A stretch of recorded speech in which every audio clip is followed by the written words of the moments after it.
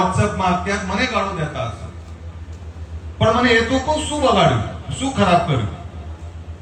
આ સમાજ વર્ષોથી ઊંઘેલો સમાજ, આ સમાજ વેર વિખેર સમાજ. ધાનેરાને કાંકરેજની નથી પડી, કાંકરેજને લાકડીની નથી પડી, લાકડીને રાધનપુરની નથી પડી, રાધનપુરને બાબરની નથી પડી.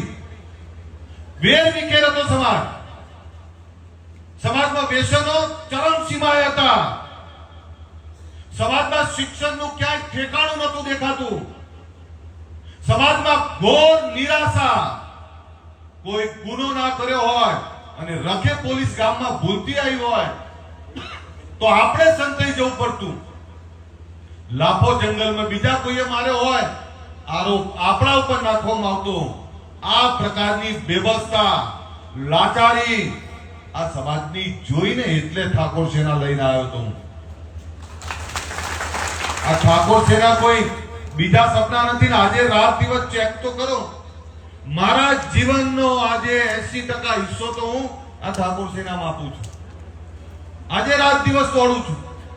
ઘણાને હોય ખાલી ધારાસભ્ય તો ધારાસભ્ય, મેં તો 50 ગામ 100 ગામ તો 100 ગામ પકડીને બેહી રહીએ. ભાઈ આ 10,000 ગામની ચિંતા કરવા કોણ ખોટું કારણ લઈને ફરે?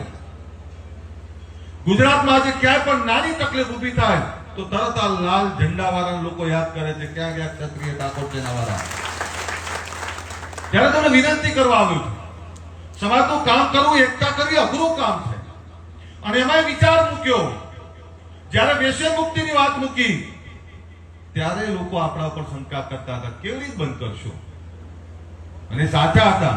તમને ખબર છે ક્ષત્રિય ઠાકોર સેના બનાવવા માટે નો વિચાર પહેલો મને ક્યાં આવ્યો?